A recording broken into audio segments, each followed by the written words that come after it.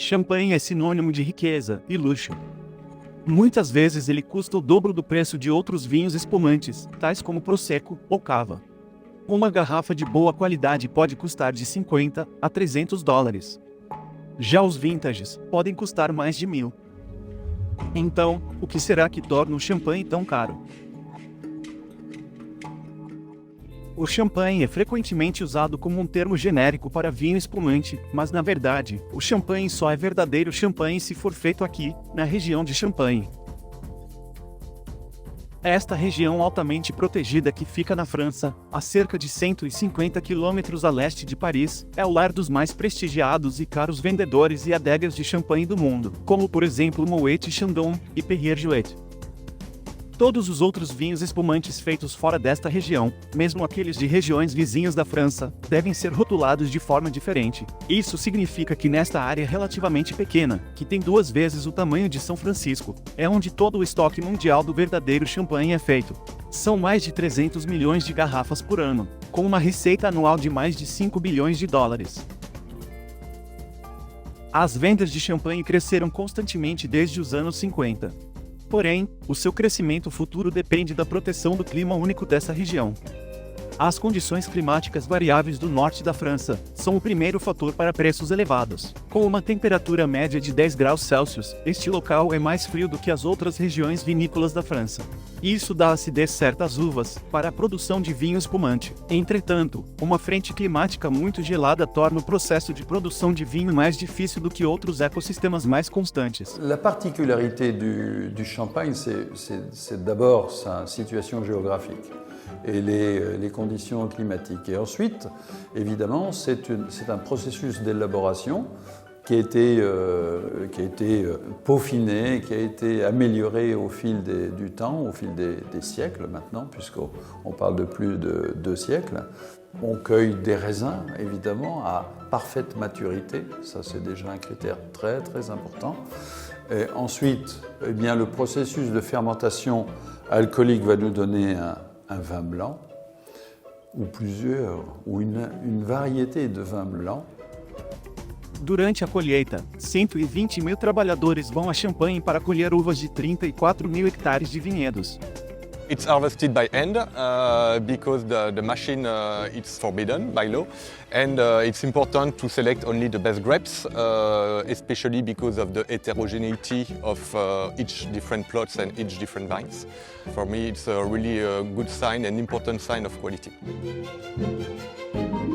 To be on the hill, it's a really good thing for the exposition. The sun, it's always going on the vines all the day. When it's raining, the water never stops, it's going on the bottom. This is where, historically, we have the best structure of the soil. Champagne, it's clay and chalk. This is really the best quality in terms of soil. O champanhe autêntico é produzido através do método champenoise. Nesse método, o vinho é submetido a uma fermentação primária em barris de carvalho ou de aço inoxidável e a uma refermentação secundária dentro da garrafa. Este método é controlado e restrito dentro da União Europeia. Dessa forma, os vinhos de fora da região de Champagne não podem ser descritos como champanhe. No entanto, os vinhos do mundo todo são produzidos exatamente da mesma maneira, mas são rotulados como espumantes produzidos através do método tradicional. Alguns enólogos de países fora da União Europeia ignoram as leis de rotulagem da UE e continuam a produzir vinhos espumantes com o nome de champanhe. Estas imitações são constantemente questionadas pelo Comitê de Champagne. Essa organização trabalha com mais de 80 advogados em todo o mundo para proteger a marca do autêntico champanhe. Em última análise, apesar das semelhanças na produção e possivelmente no sabor, apenas o verdadeiro champanhe vem com a história e o prestígio da região. A produção de champanhe data do século III, quando os romanos plantaram vinhedos pela primeira vez no nordeste da França. Em meados do século XVII, com o desenvolvimento da fermentação em garrafa, o champanhe tornou-se oficialmente uma bebida sagrada. Ele foi servido na corte do rei, durante a ascensão de Luís XIV. Entretanto, o dióxido de carbono acumulado nessas primeiras garrafas fez com que muitas vezes elas explodissem nas adegas. Sendo assim, foram feitos grandes esforços para retirar as bolhas do vinho. No entanto, no século XIX a versão espumante do champanhe havia crescido em popularidade, especialmente entre os ricos e a realeza.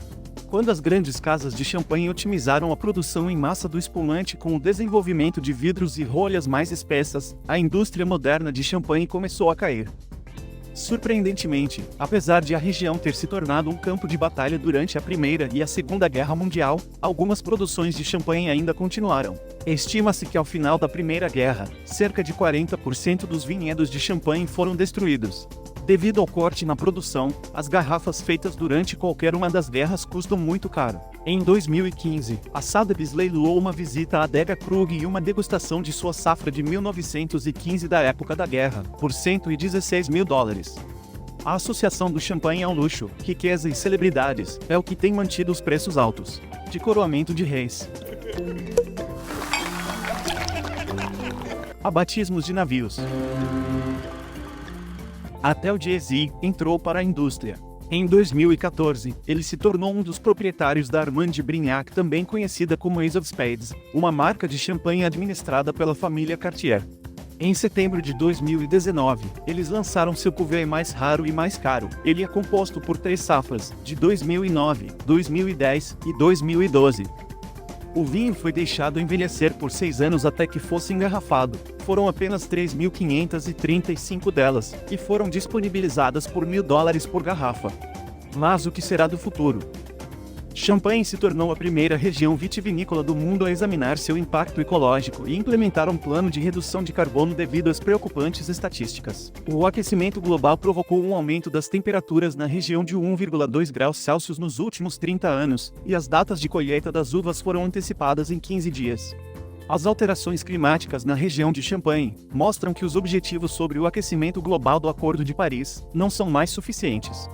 Sendo assim, o futuro da vinicultura nesta região histórica pode estar em perigo.